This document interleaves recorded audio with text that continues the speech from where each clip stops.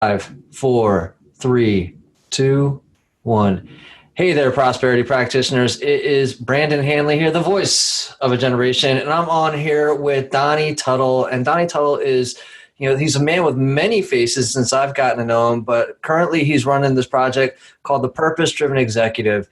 And Donnie is the sworn enemy of the grind. He believes that productivity is meant to be organic. Your life, your work, your team, your productivity, everything.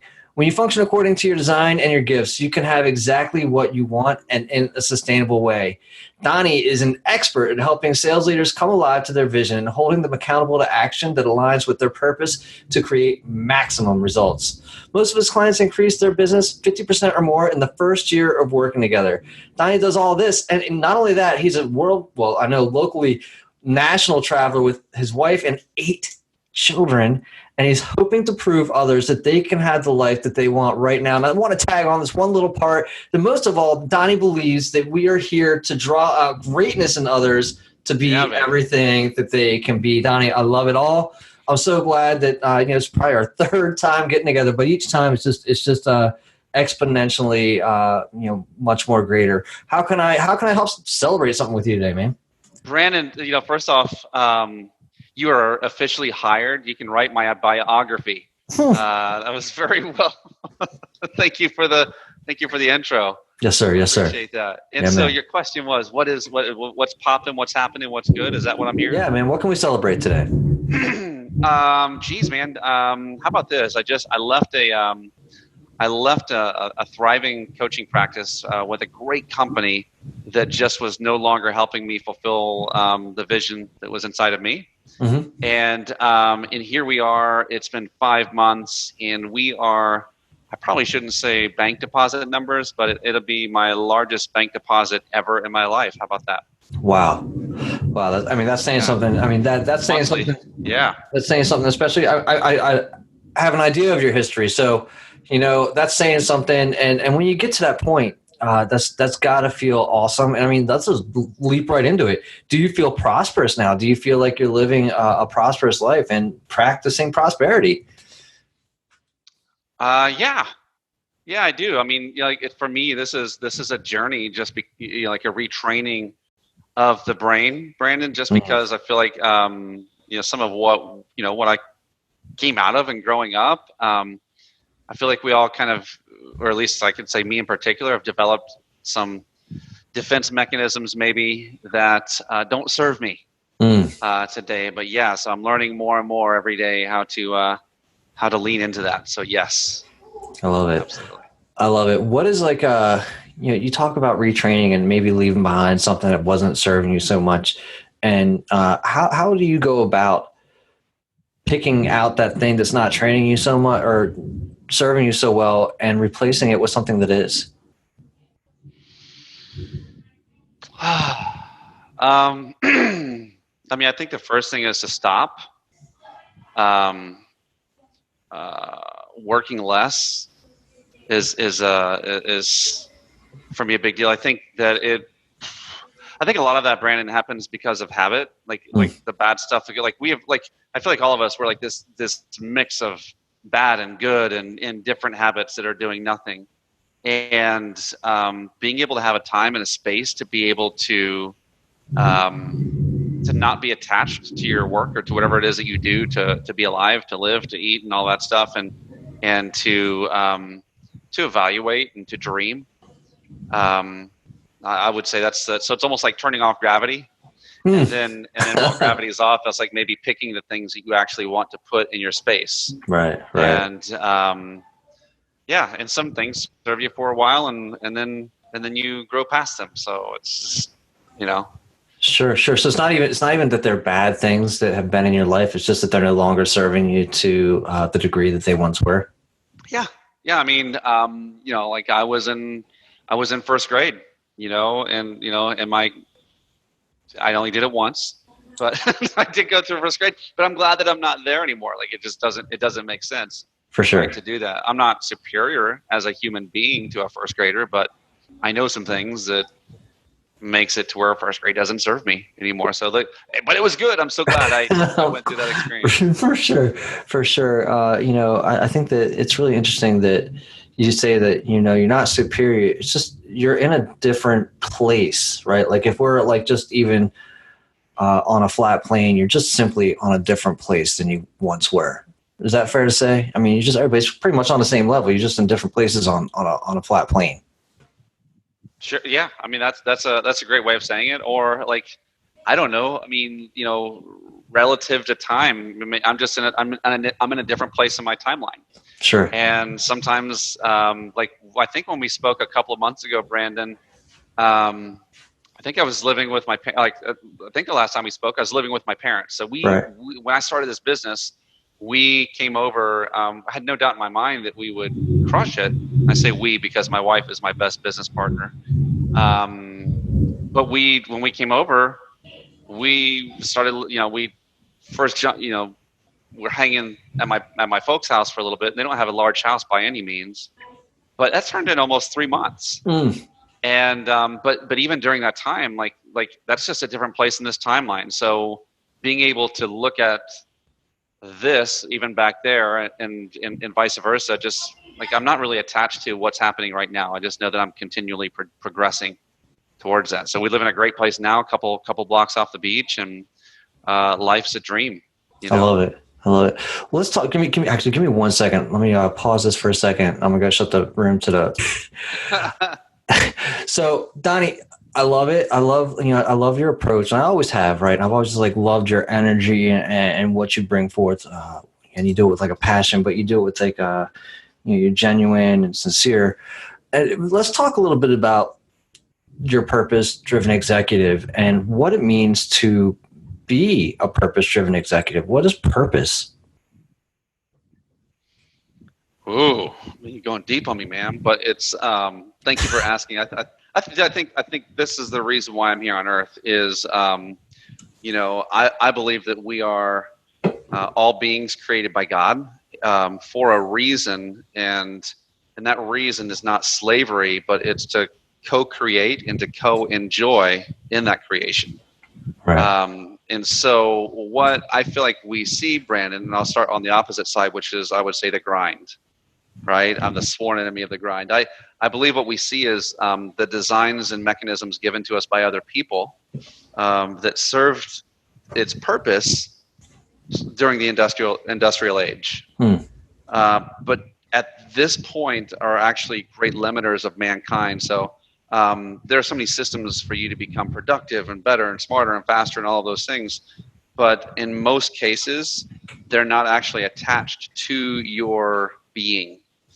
And inside of us, my friend, what I've seen through the 8 children that we birthed and through the hundreds and thousands that I've talked to and along the way, is that we're all born with something innate, gifts.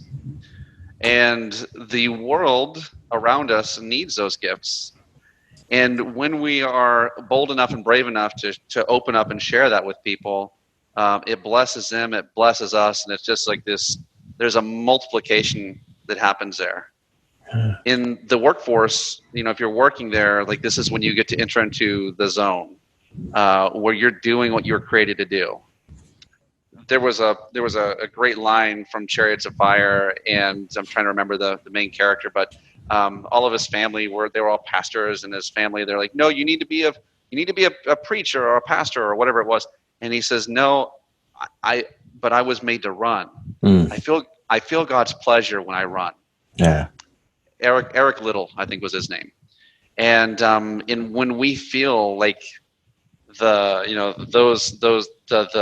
peace, calm, and joy flow through us at those moments, that's where we're at our highest and best value to ourselves and to this world. And my question is why can't we live there? And I think we can do that vocationally as well as in our lives. So Brandon, the result is you don't want to come home and kick the dog, fight with your spouse, or beat your kids. Instead, you're free to live a life that's full of peace and joy because that's what you've been doing all day long. Right. So that's a little bit of a glimpse into that. No, dude, I love it. And look, I'm right there with you. As a matter of fact, I stopped I stopped a little earlier today and handed my card to manager at a restaurant. I said, "Man, you get people in here to talk to, to motivate your crew, right? To just kind of get them inspired to be living exactly what you're saying, the life that they believe that they should be living." And I looked at it, I said, "Man, when they tell you all the time that you should, if you can go do the thing that you would do, even if you weren't getting paid for it, you should go do it. Like if that's what draws, if that's what really inspires you, if that's where your passion is. And that's when, you're living, what did you say? Like, with God, like living through, what did you say? It was like, just living your greatness, right? Just pretty much living your greatness. And I said, man, that's exactly what I'm doing right now, because I'm not getting paid for this, and I'd love to just come in and talk to you guys and just like, kind of get you guys to where you should be, or where you feel like you should be, because it's not where I feel like they should be. And Donnie, I'm sure for you, it's not where you think that they should be when you're coaching somebody. It's where that person wants to be living their greatness. And how do you get them into that, right? Let's say, for example, let's say that you go to somebody, and I'm sure that you coach people who were bought coaching packages, but they didn't sign up for it themselves, and maybe were slightly resistant with it, but then ended up loving that experience. How do you get somebody into that, like past that resistance of it, into saying, no, I'm really here not because your boss wants you to grind it out. I'm really here to help you live to be the best you can be, even though that's like the one phrase everybody wants to punch the other person in the face when they hear them say it, right? You just got to be the best you can be. Well, so how do you get over that resistance? And tell me a story about that. Dude, that's good. And I think that story happens to me and to you every day. I was a school teacher, and that's my background. And I found that for me to get someone to learn something that they really didn't want to learn, I think it can be done. But you just have to pump a lot of energy into it and make it educational and entertaining. So edutainment is what I would call that. Sure. Right? Yeah. But it takes a tremendous amount of energy, and it doesn't necessarily return that. Even if that's your gift, it's still like it gets depleting. It takes a lot of effort. And there's a saying, I don't know who, it's probably from a million years ago, or Aristotle or someone, but it's like when the pupil is ready, right, the teacher will arrive. Dude, and it's so annoying about how true that is. I can't, Brandon, I can't make you be motivated. Right. But what I can do is I can connect with you as an individual. And if I can be genuine enough to share and provoke you to come into the arena with me one-on-one and to share with me, there is a chance that we can move in the right direction. Now, I will say this, that in almost all cases, well, majority of cases, I have gotten much better results for people who are fully invested themselves. So if mom or dad, I'm just saying, like for parents, if a mom and dad made them do something, they're less likely to do it. Or if a boss bought coaching program for you, you're less likely to get true, growth out of it. Sure. And so I don't know, I don't really waste my time trying to convince unbelievers. I think that's my I think it's a waste of energy. I mean, that's the strength of yours, right? Like recognizing that somebody doesn't really want to be doing it. The Energy Bus, I think, was John Gordon, was a really good book, and he talks about that. He goes, listen, you, Donnie, you're the one driving the bus, and as somebody that doesn't want to get on, it doesn't make a whole bunch of sense to try and force them to get on the bus, right? Because they're just draining you, like you're saying, like you're feeding into something that they have no desire. I feel like being alleviated from. Sometimes, again, leaders can feel this, parents can feel this, where you feel like you are responsible for someone to learn, or you're responsible for their results, or you're responsible, and that's only partly true, because you only own a part of that. And coming to the realization for, as a coach and as a leader, of saying, like, what will I own, in this scenario? And by the way, I can't help everyone, and I'm okay with that. Like I don't have a savior hero complex. Right. Not much, maybe sometimes. But yeah, it's just like I'm not for everyone, and actually being really okay with that. It's amazing at that it has on others that allure. Like, wait, you just said you can't help me, but maybe I want you to help me. It's just like this. There's a weird I don't know. It's like you're playing hard to get, right? Like, but But I'm not playing. Like I just like I'm like I see this and I don't want you, so like let me put you to someone else. And I right. literally am. I'm so okay with that. I just yeah, I want to build a life that lets me spend the rest of my life with the people that I love the most. And for me, that happens to be purpose-driven executives. For Right. other people, it might be car salesmen or house painters or whatever, Right. housewives. But it's like knowing who that is, and what makes my heart sing just releases me to say yes to one thing, but that also gives me the power to say no to another. Right. So yeah, Yeah. I'm pretty at peace with those things. I love that. I love that. And I think that, you illustrate something really nice there though, too, is like when you say no to something, you're saying yes to something else, or vice versa. When you're saying yes to something, you're really saying no to something else. So if you're saying yes to take on a client that you think is not the best fit, you're also saying to yourself, well, And I've done that. yeah. And you're saddling yourself with like, for the grind. Yes, I've done that, and everyone. I mean, like I have evaluation periods for myself and with my clients of saying, "Hey, listen, have we reached that point? Hmm. I don't want to be the grind for you, and I don't want you to be the grind for me. And if I wake up, that's the biggest feeling is like if I wake up and it's like I'm not excited to be serving this person today. I have to check one of two things: either is my lens on correctly because like it's not always about my pleasure, don't get me wrong, but the other thing is like is that connection now over with? Like is it time for us to move on? Yeah. And just being able to be sensitive to that. That's why like I did away, like I can't stand long contracts. It's like if you keep paying me, that means I'm serving you. If I don't want you to be dependent upon me. Right. If you don't, then let's part ways. Well, and I think that's another thing that maybe a lot of people don't get about coaching. That's it's totally different from a therapist, a psychologist, or somebody that you see forever because your problem is never going away. You're seeing somebody to help you just again step into your greatness, step into who you want to be. And what you want to be doing is not like this. And if you're flying, if you're on your way, I had a client yesterday, as a matter of fact, and I was like, he goes, listen, I think you've got me to where I need to be going. He goes, the moss is coming off the stone as it's going down the hill, and he's building momentum. I was like, dude, it's really just like training wheels for whatever spot you're in. And as soon as you're up and riding on your own, it's cool. You're going to be doing that for the rest of your life. So our time is done, right?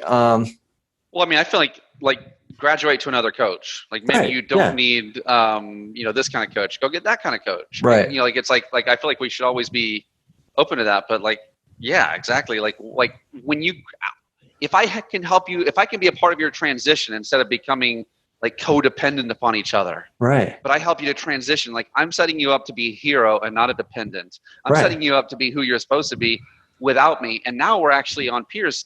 Brandon, we have children, both of us. Right. And whether we like it or not, they're going to grow up to a place to where they're men and women. Yeah. And when they do, if we still treat them like children, like that's retarded, man.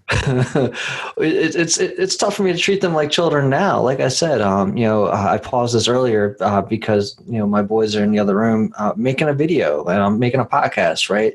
And I don't want him to stop it. I just got to shut the door because we've got noise interference. But like I appreciate and respect him as a person, right? And I think that's just fatherhood and parenting, right? And my 15-year-old, this is probably for your other podcast, right? My 15-year-old, we were walking yesterday and he he wanted to take the bikes. One of the bikes is broken. I mean, if he took it, other people wouldn't be able to. It was just kind of a thing. I'm like, dude, just let's walk. And he throws a little bit of a, I'm like, sure. Okay, here's the deal. You're 15, like, and I'm going to get on to you about this because I love you, but here's a place where I'm bringing you. Is I do want you to be able to talk to me like a peer. Like ultimately, you're my peer. Not yet. Right. But ultimately, like we have to graduate you to that level. And if I can't do the same thing with my coaching clients, right. I feel like that we're like I'm creating codependency, and I don't want to be someone else's drug. I think that our industry, self-improvement industry, is incestuous and does that. Right. And I don't think it's a good thing, man. Well, I think what you say to that too is that you give them the tools to go do the job that they want to do, right? And it really, again, it's kind of like a catch and release thing. Like, I'm just gonna hold you. That's a great way of saying it. I'm gonna hold you for a little bit, and we're gonna go through these things, and then I'm just gonna like let you out there, right? Like, catch and release. And there's nobody's broken inherently, and getting people past those points. I mean, to me, coaching is a lot of fun because you get the opportunity to watch that person grow, and that's what I was thinking about. Is like it's the person not being dependent on you, but when they find that they can do some of these things on their own that they never thought possible, right? Or they never saw themselves doing this, and they're like, oh my God, I can't believe I just did this thing, and I just did it, and it was actually easy, right? And I'm like, but they wouldn't have done it without the coaching, without that prompting, without the support, without somebody else believing in them to do it.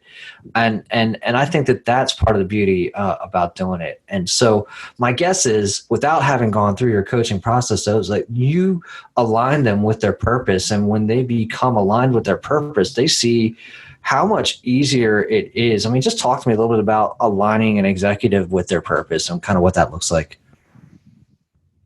Like, so, Donnie, I've got this huge business and I do a lot of things, and they're all great things, and I just don't feel like I'm living my purpose. Help me out, brother. Yeah. So yeah, I help those people. I also help people who are crushing it, and they want to dial it in better. They want to create what they want, but help me to understand the question you kind of are directing me here. Tee me up. I'm not sure where I was going. But, I mean, again, aligning purpose with work. I mean, even like, maybe somebody's selling something that they just can't find their purpose in it. How do you align them up to their purpose in a job that they just don't see it? So I find. So there's two ways. Two ways. There's probably a billion, but two ways that I would go through. So you're either going to be, in some cases, you can be Superman all the time. And in other cases, you need to be Clark Kent for a part of your day and Superman for a part of your day. I personally believe that vocational purpose, I don't know if I'm just making that word up. I don't know, but I do believe that our purpose is actually intertwined with the vocation that we should choose. But the interesting thing is that, so I love communicating to people. I could do that with corporate individuals like I do now, or I could be a school teacher. Right. It's the same thing, right? It's just different iterations of that same gift. The question is, for me, what's actually in you that wants to come out? And if let's just say you're trapped in a job that you don't care for, Brandon. For me, there's a few things we can actually do what we're doing. For me, it's like, why is the biggest reason. Like, why am I doing this? Why? Well, but for other people, different personalities, some person might it's not. They don't even think about why. It's like, it's how. Right. So I do this because it honors my family, or this honors my creator by how I work. Right. For other people, it is like for me, it's about the what too. Like, what do I do that matches my why? Is that is that a thing? But if you can have that, I believe we all can. We find our gifts. We find out where society values those gifts, and we gain the skills necessary to go do that. On our way, because that doesn't happen as soon as we turn 18 and we move out of the house and we just have this. Right. On our way, we're probably going to have to go a little bit of the Clark Kent version, where we don't surrender our lives, but maybe we live a little bit of duality. Same person in both places, but maybe I don't. I mean, I'm seeing a lot of things that are sitting on my desk that I absolutely use that I wouldn't be in love with selling. Like, would I really be in love with selling this? I definitely wouldn't be in love with selling this microphone. But it's like, why is it life altering and changing? I can't say that I would say that it is, because there's 100,000 different types of microphones out there. So, right. So maybe I'm not in love with it, but it does serve people. It's not unethical, and it allows me to go live my life adventure in the nighttime. Sure. So, for me, you need to be Superman at least part of the time. Right. If you can be Superman full time, then great. If not, find a way to do it part time. Because if you forget about yourself and you just lose yourself in the corporate chase, you end up going after empty and hollow things. Yeah, no, I love that, Donnie, because I think that that kind of speaks to doing these podcasts for me, right? I wouldn't call it a side hustle for me, like doing, I did fatherhood for the rest of us. Now I'm doing prosperity practice, but in doing these types of activities, you feel a little bit like Superman, right? Like you're out there, you're touching people, you're maybe inspiring a person or two, or we get to have these conversations. I mean, you and I connected, and it's been like two bolts of lightning, Zeus's whatever hands, boom, right. And it's been a lot of fun, and so there's a lot of that. For me, I think over the past few years has given me more purpose than my overall, my job. But my job allows me to do this, to live that Superman aspect. And so I can see what you're saying there is all I'm saying. So I love how you presented that. One of the other things you said in there too, is creating your own life, right? And being a creator.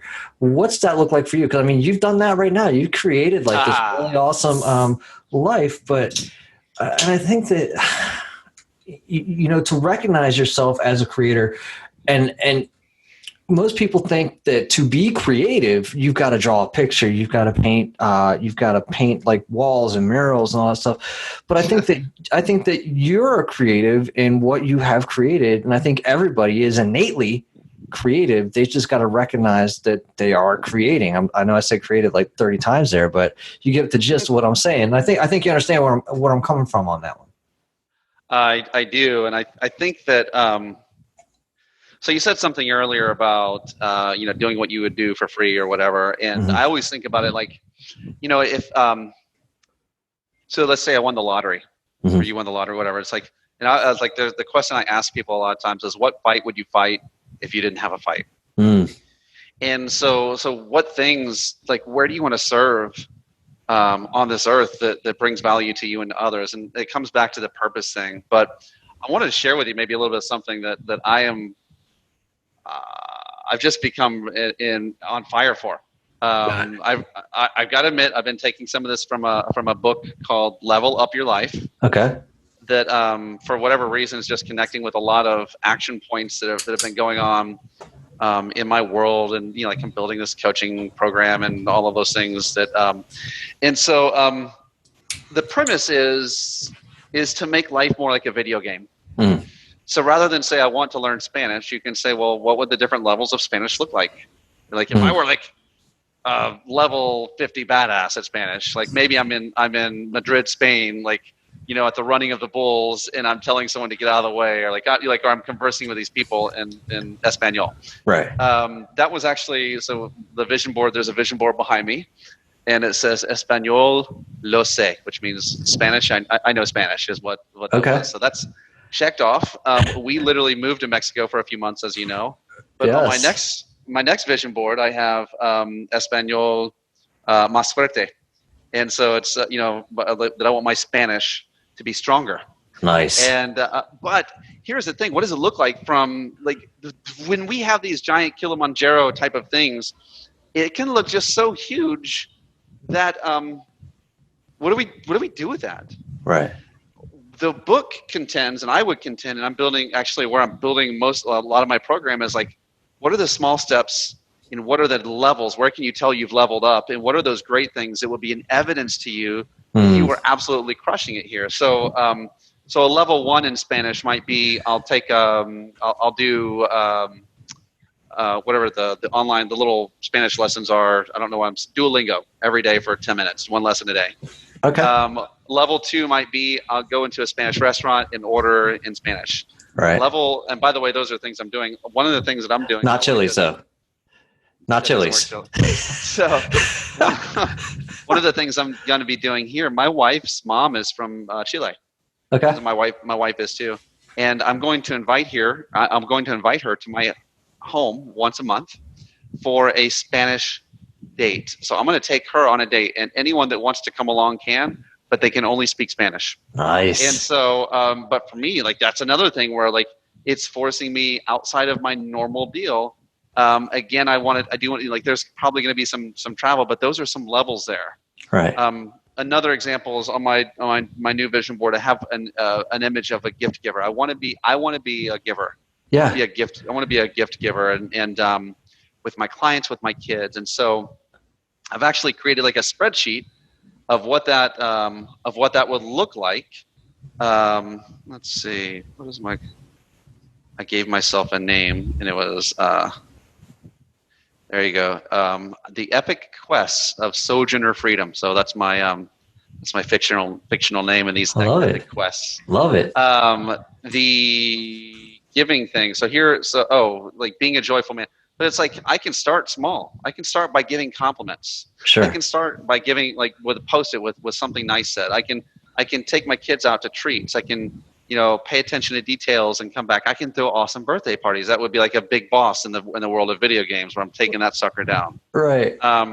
Anyway, so it's like breaking these things down and knowing that you've gotten there. Like you can see your progress based on what you're doing on a small level on a consistent basis, but also occasionally knocking down a couple of big monsters too. And so I have several quests broken down that way. I love it. Now, is the whole quest thing, is that part of the book? I've taken a lot of my personal concepts from that. Yeah. So I have adventure quests, like where I want to travel, my speaking quests, like level 1. I think I saw a TED talk. I think I saw like a TED on your vision board. Is that right? Is that something that's...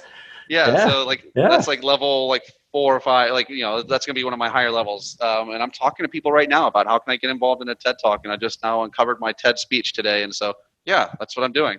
For sure. I love it. I can totally see you doing it. I don't know exactly what it would be, but Donnie, I see you up there, and I can see that for you for sure. The other thing, let's hit on like one more thing, because you're talking about vision boards. Talk about the power of vision and how that differs from, like, maybe saying having a plan or a goal. So vision for me is kind of like what I talked about earlier, where you turn the gravity off. Yeah. Okay. And there's no rules.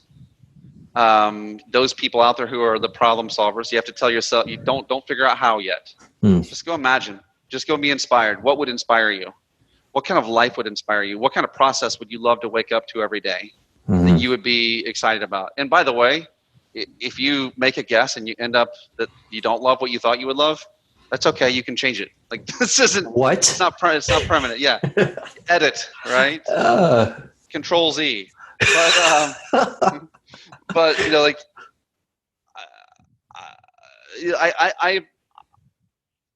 I was hesitant, Brandon, to do a vision board. I saw a bunch of people I knew that did them, and I'm like, okay, well, whatever. And I did it, and every single thing on it came true. Now, here's the deal. I'm probably going to differ from a lot of your audience in the fact that I don't like. For me, there has to be some tangibleness of that as well. And in that, if it's just pictures that sit on your wall, I believe it. I'll call it the magic picture board. It doesn't do anything. It's just pictures that are there. Those are things that a lot of people just hope to one day do, maybe somewhere wish upon a star over the rainbow. Sure. But if you can make a small action towards that daily, that tells your brain that is you. Right. I think that we're always looking for evidence of that. And so once we decide, hey, this would be really cool and I'm going to commit to it, then the question is what small actions can I take to get there? What can I do today? Right. Is the reality. But yeah, gosh, man, that's like, it's one of my favorite things is vision. I love it. So what is something tangible that you can share, like that's kind of coming out of that? Okay, so tangible. So here's an example. On the bottom right of mine, I'm not really much of a things guy, and that doesn't make me superior. I'm trying to become a little bit better about that, because I think that I just think that it actually shows a lack of imagination on my part. So like, because usually with vision boards, it's like, what do you want to do? Who do you want to be, and what do you want to have? And but one of the things is we need a new adventure machine. And so we're looking at a brand new Chevy Suburban. Okay.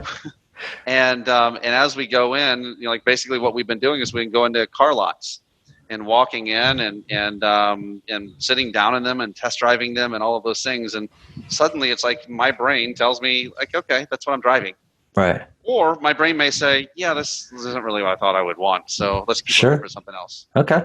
So those, like, to me, that's a tangible thing to do. But also, honestly, this adventure quest thing that I kind of told you about, to me, those are the tangibles. And I'm so excited to be able to, on my epic quest to become the most joyful man I know, tell a joke to my family once a day. Like, is that difficult? No. But if I do that every day, like, what happens? Something. Right. Does. Well, it sounds like you're putting some fun back into your life then too, with that joyful aspect. Would you say that you have a lot of fun in your life, Donnie? And do you find that a lot of people are missing that? Brandon, here's the deal. I know that I'm at my best when I'm having fun. But I also know that if I'm just being honest, I know that I have at times put aside fun for a time, as though it's some childish thing, so that I can grow a business, so I can do these adult things. And I'm relearning it. I've been relearning it for this past year. Like, I'm in rehab, and you're in fun rehab. What kind of rehab are you in, Donnie? Dude, it's the F word, Brandon, and I just want more of the F word, and it just makes everything better. And so I'm looking for fun, baby, in all the right places. Yeah. I mean, I think that when you add fun to your life, you add a little bit more lightness, right? You're not as heavy. I mean, that's just the only way I can really kind of put it out there right now. But dude, I love it, and I love that. I love what you're doing, and I love catching up and having these conversations. I'm very excited for you, knowing that you're doing this, and doing well with it. And there was never a doubt, right? Never a doubt. Donnie is both the giver and the gift. If you can take that, because I believe in that. Donnie, who should be reaching out to you? Oh man, you know what? Anyone, Brandon, that is if they're flipped on by that message of purpose, I just like to connect. And for me, there's a part of what I'm always going to do that is, I just think it's my message on the earth, and my song on the earth is to stir people to purpose and to help them to live it joyfully. That's what I want most out of anything. And so anyone that's turned on by that message, let's connect in some way. If you end up being someone that's like, you're in sales, or you're a leader or a business owner or whatever, then we can talk about those other things. But really, I just like to connect to like souls, because I feel like I don't know, man. It adds momentum in the direction that I'm going, and maybe we can go together. Nice. Nice. I love it, Donnie. And where should I send people to connect with you? All right. My first name, last name.com. So it's actually mine, not yours. So it's Donnie Tuttle, DONNIE, Tuttle, TUTTLE.com. You can find me a lot on LinkedIn and other places too, but DonnieTuttle.com pretty much will serve you up, and you'll figure it out from there, how to get a hold of me. Donnie, appreciate it. Thanks for stopping by and taking the time and having this conversation today. All right. Thank you, man.